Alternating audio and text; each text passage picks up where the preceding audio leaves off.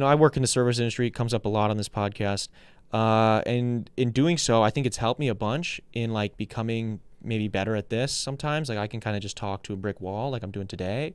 But I could talk to anybody. And I feel like that's a skill not everybody has. And sometimes I understand that people have like different anxieties and some people are socially awkward, whatever. And I try to be pretty empathetic to that, especially while I'm serving people, because you don't know what people are. You don't know what they're going through. But I do think we got to start charging people extra if they come to a restaurant too high. I think that there are levels to it. I think you enjoy yourself. People like to experiment with drugs. That's fine. I think if you come to a restaurant, I don't know how we would figure out a scale to measure this, but if you're too high, it immediately, like, we have to charge you. It immediately pisses me off. I had this couple come in this past weekend. They came in closer to close, and they come in and they sit down. First off, they get sat at a table. There's two of them. They get sat at a table. I'm bartending typically. Then, because they're fucking tweaking, because you can see in their eyes, they're high. Like, when somebody's high. Like, their eyes are like this like light pink red glazed over, and I feel like it's going in and out of cross-eyed every couple seconds, right? But they like got sat down, and they were like a table away from somebody else, and I'm just like watching them, because again, we're kind of slow. It's towards the end of the shift, and they're just like looking around, and then they see the people close to them, like a table away, and they're like, nah. And they just got up and walked over to the bar. They're like, can we sit at the bar? And I'm like, yeah, that's fine. I'm going to have to tell your server, but that's fine. They're like, yeah, we can't be sitting next to people like that. We can't be sitting that close to people. And I'm like, oh, okay. And they're like, they were just too close. And I'm like, you have bartender ears, so you're kind of like going to get their waters then, but you're listening to what they're saying. They're like, dude, they were just so close. Like, and they're tweaking, bro. Like, you can tell that they're fucking tweaking. And so then I'm like, all right, I set the waters down. I'm like, all right, can I get you guys anything to drink? They're like,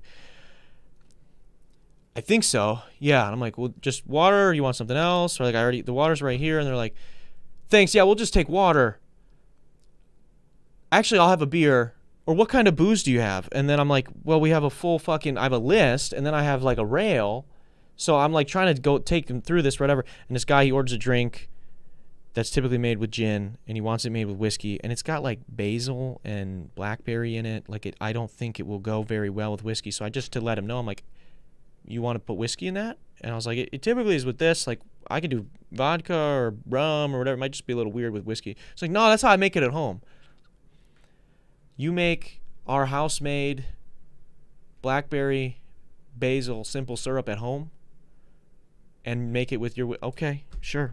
So I give it to him. And every interaction from then on was like pulling teeth, and I'm sure people in the service industry know what I'm talking about. It's like, you literally can't find a footing with them because they're so high and they're so awkward that it makes you feel awkward. Like, that's where I'd say, like, that's where we need to draw the line. You can be high in public. You can do what you need to do, but like, it is just, I can't handle it. I'm not an awkward person. I know there are people that are awkward in the service industry and people that aren't awkward, whatever, that aren't. But I'm pretty good at handling, like, figuring out, like, reading people. And I know when people don't want me to talk to them, when people do want you to talk to them. This shit, it's like I can't figure out what I'm doing. It's like the second they sat down, I was on the ropes. Like, I'm already trying to like figure out, like, where am I? What have I done wrong? What's going on? And they have no idea where they are. And the whole time, and then they like wanted ramen noodles, but they didn't want ramen. Like, they didn't want like actual ramen noodle. Like, they wanted soup, but they wanted a different noodle. I'm like, well, no, that dish. I was like, if you want that, then it would be this dish. I'd be like, no, I want this dish. And I'm like, well, they're essentially almost the same dish. It's just a different kind of noodles. They're like, yeah, but no, but I want the ramen one, but I just don't want ramen noodles in there. I'm like, okay. Well, we're at an impasse. And I've gotten better at saying that lately. I've gotten better at just being like, yeah, well, that is kind of what it is. I used to like freak out, bend over backwards, do like the whole fake, let me go check the back type of deal, with customer service. Now I'm just like, I still think I do a good job, but every once in a while when someone's that high or that stupid, I'm like, hey, this is what the fuck it is. Like, I'm not going to read it to you. You can read. And if they can't read, then, I'm sorry. Sorry to those that can't read. Thanks for watching that last video. Click right over here to see that episode in its entirety. Click over here if you want to subscribe and see more videos and other cool shit that we put out on this channel. Do it.